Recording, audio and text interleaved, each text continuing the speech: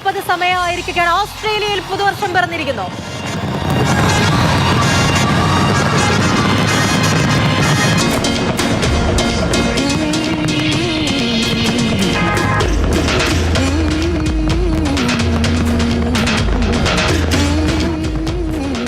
പുതുവർഷത്തെ വരവേറ്റിരിക്കുകയാണ് Australia. Indian സമയം 6:30 ആയിരുന്നു.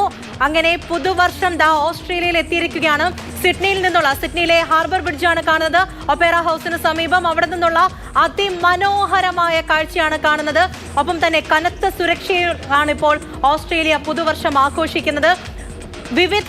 ഓസ്ട്രേലിയയുടെ വിവിധ ഇടങ്ങളിൽ അതിമനോഹരമായ കാഴ്ചകളാണ് പുതുവർഷത്തെ വരവേറ്റിരിക്കുകയാണ്.